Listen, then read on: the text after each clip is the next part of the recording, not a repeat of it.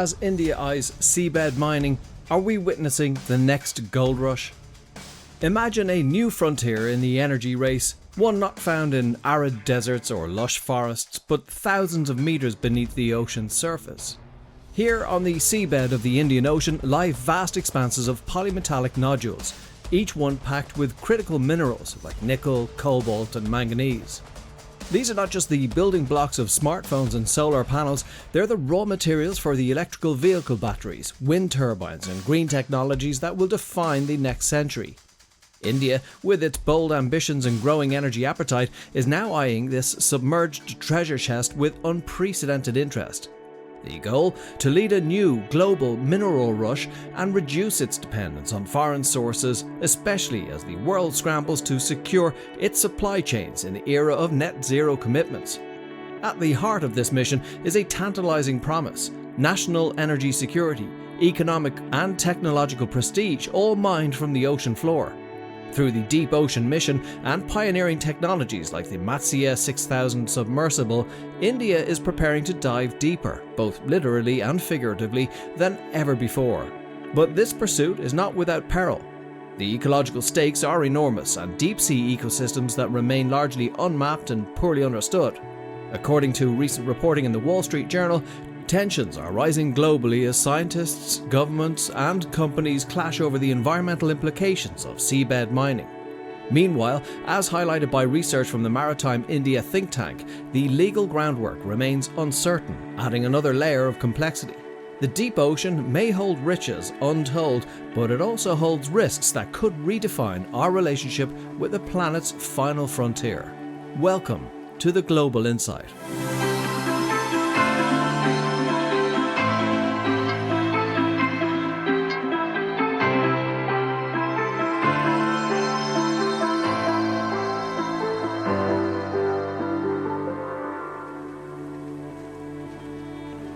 Beneath the rolling waves of the Indian Ocean lies a mineral-rich landscape that could redefine India's industrial and strategic future.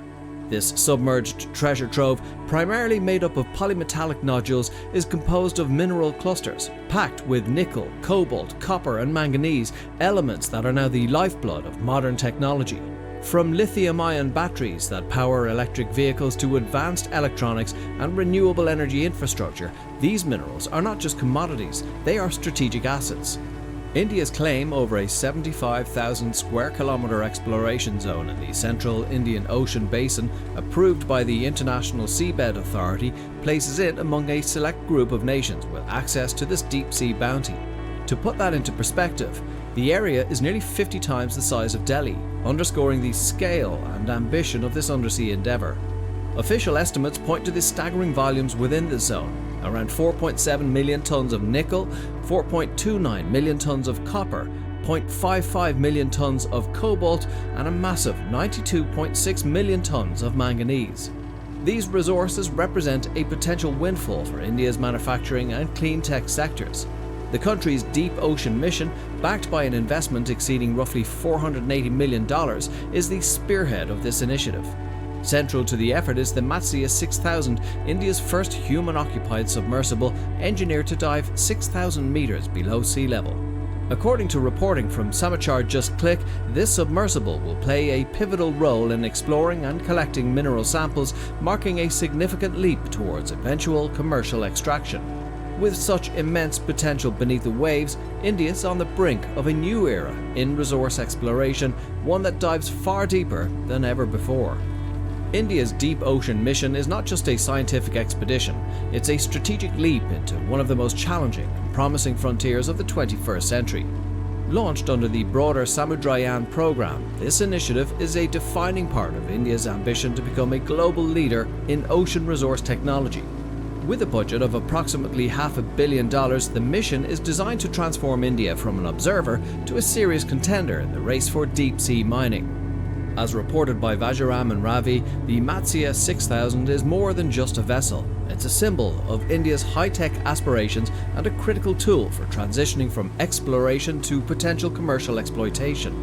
It embodies the country's determination to build indigenous technology that could rival the capabilities of advanced nations already engaged in seabed exploration. The submersible will allow India to study the ocean floor more closely, gather environmental data, and prepare detailed geological assessments needed to justify mining operations. This technological push ensures that India is not merely participating in the seabed mineral rush, but is poised to lead it. If successful, the Deep Ocean mission could mark a watershed moment in India's economic and scientific evolution, paving the way for resource security and innovation in equal measure. India's push into seabed mining is not driven by curiosity alone, it's a calculated strategic imperative. As the country charts its path toward energy independence and technological leadership, critical minerals such as nickel and cobalt have emerged as key assets. These minerals are vital for electric vehicle batteries, renewable energy infrastructure, and advanced defense systems. Without a secure and steady supply, India's ambitious green transition and national security goals risk becoming vulnerable to geopolitical supply chain disruptions. This is why deep-sea mining is more than just a scientific endeavour. It is increasingly framed as a matter of national interest. According to a recent report by Reuters, India is even seeking new licenses to explore the Pacific Ocean, demonstrating how seriously it is taking this undersea contest for resources. Moreover, the drive aligns closely with India's Blue Economy strategy, which seeks to integrate oceanic resources into the national GDP and self-reliance agendas.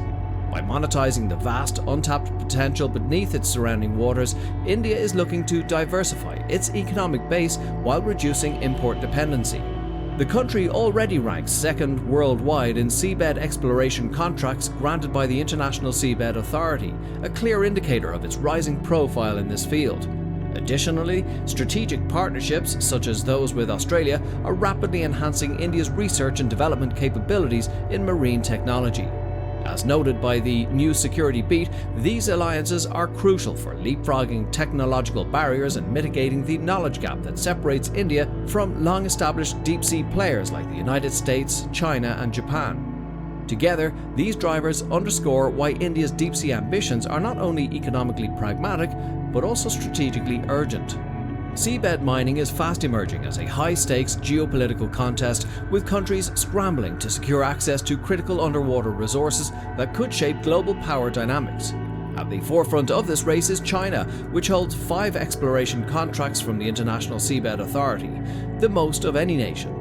India and Russia follow closely behind, with India holding 4 permits, a sign of its growing intent to not only catch up, but to influence the emerging order of ocean resource governance. These permits are more than just paperwork, they are strategic footholds in a zero-sum game over the materials that will fuel future economies and military capabilities. According to analysis by the Stimson Center, this race to the deep is increasingly defining global competition, with nations viewing control of seabed minerals as tantamount to control over future technological and energy supply chains. Adding a layer of complexity to this underwater rivalry is the behavior of key Western players. The United States and Canada have opted to operate outside the ISA framework, citing sovereignty concerns and bureaucratic inefficiencies. This deviation has sparked tensions and raised significant questions about the legitimacy and coherence of international regulatory regimes. India, by contrast, has chosen to work within the ISA's formal structures, hoping to carve out influence from within and secure its share of undersea assets through legal channels. Its participation reflects a strategy that blends multilateral diplomacy with assertive national interest, placing it in direct competition with larger powers while avoiding the legal grey zones that could lead to conflict or resource disputes in the future. As seabed mining shifts from a speculative venture to a geopolitical necessity, India is positioning itself not only as a participant, but as a rule shaper in the global ocean economy. Beneath the thrill of potential mineral riches lies a sobering truth. Seabed mining could inflict irreversible damage as one of Earth's last pristine frontiers. Deep-sea ecosystems, hidden thousands of meters below the surface, are among the most fragile and least understood environments on the planet. Scientists estimate that up to 90% of the species that inhabit these zones remain undiscovered, making every intrusion a potential extinction event. The process of mining polymetallic nodules risks unleashing sediment plumes that could smother marine life, disrupt feeding and breeding patterns, and spread toxic heavy metals. Furthermore, noise and light from submersible machinery could create chaos in these dark, silent habitats. According to a RAND Corporation report, the disturbance of carbon-rich seabeds could also compromise oceanic carbon sinks, exacerbating global climate change in ways we are only beginning to understand. Proponents of seabed mining argue that it could be a less destructive alternative to terrestrial mining, which is often associated with deforestation, displacement of communities, and extensive land degradation. Yet this argument rings hollow for many environmentalists and scientists who warn that comparing known harms on land to largely unknown risks at sea is premature and dangerous.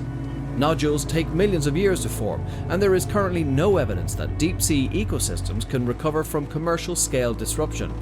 This uncertainty has prompted more than 30 countries, as well as major environmental NGOs, to call for a moratorium on seabed mining until adequate research and safeguards are in place.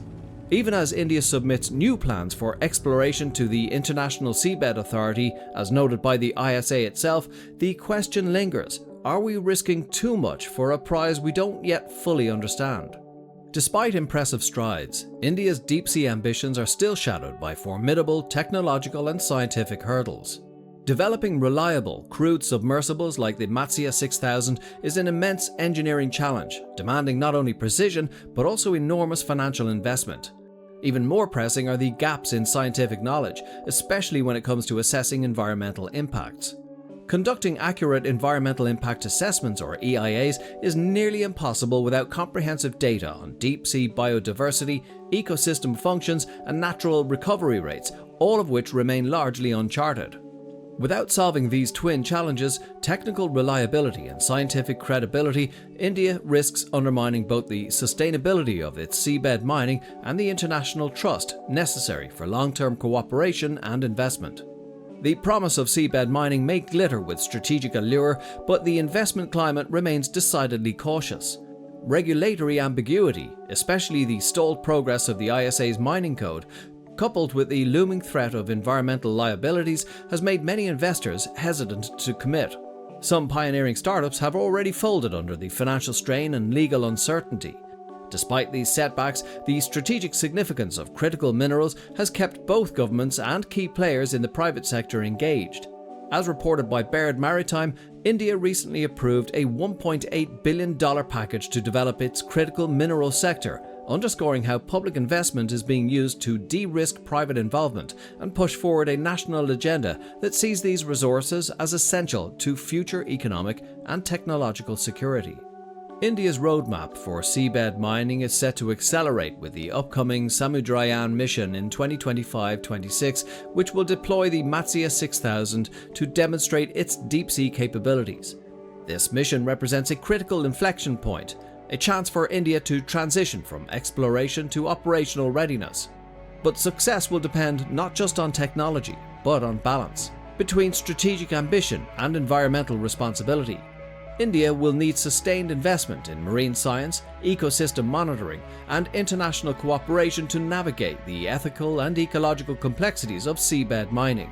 If it manages to lead responsibly, India could not only secure vital mineral supply chains, but also position itself at the forefront of the global green economy. India now stands at a defining crossroads, caught between the promise of a mineral-powered future and the peril of deep-sea devastation. The pursuit of seabed mining could very well propel the nation into a new era of economic and technological ascendancy, fueling its electric vehicle revolution, powering renewable infrastructure, and securing strategic autonomy in critical supply chains.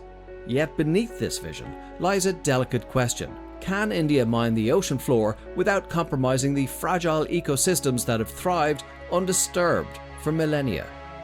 With regulatory frameworks still in flux and scientific knowledge incomplete, the stakes are perilously high.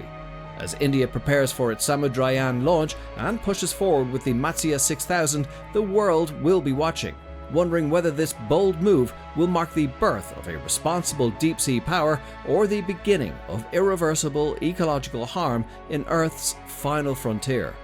That's it from the team at the Global Insight for now. We want to hear what you think. How does India's seabed mining strategy affect you? Do you know somebody working in the energy or environmental sector who's grappling with these challenges? And what do you think about the risks and rewards of deep-sea mining?